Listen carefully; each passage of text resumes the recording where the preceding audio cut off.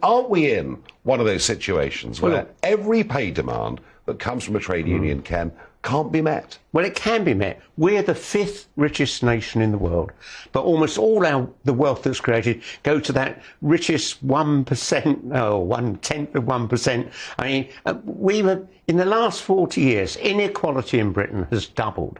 I was born at the end of the war, and in that first 30 years after the war, inequality was halved. We were all optimistic. Every year, everything got better. Everybody got a job. I mean, if you couldn't buy a home, you'd eventually get a council home, things like that. Now look at the world we're in. I agree that the rich have got richer. I completely agree with that. I understand that. Although, fair to say, the top 1% do pay 30% of tax revenues. No. They launder it all through dodgy deals in the Middle East. Hang on. Not everybody that's rich and successful is a crook. But most of the people... And socialists get that wrong. The super rich don't pay their fair share. But let's get back to the point. Yeah. We've now got the threat of strikes in sector after sector, both across the public and the private sectors. Isn't the lesson, the harsh lesson from the 1970s, that if you give in to trade union and private sector demands for wage increases in line with inflation, all you do is fuel inflation further? No.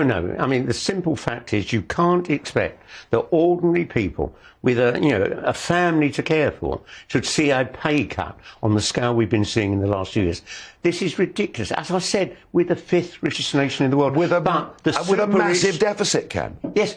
And that's why I'm opposed to any more borrowing. We should be carrying on. When I became the leader of the Great London Council, we had a huge debt. I actually each year reduced that. So how do we pay? How do we give pay increases in line with inflation and not increase debt? We have a fairer tax system. So literally, you want to tax the richest people. Don't pay any tax at all. They launder all their money overseas and things like that. That's just not fair.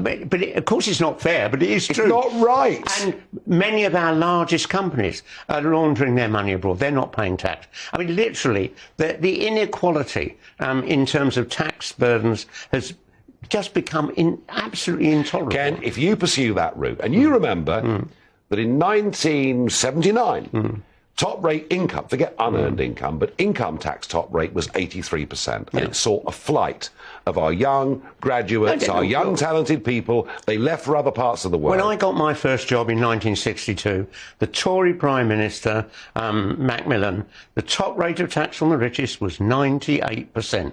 And that was the norm.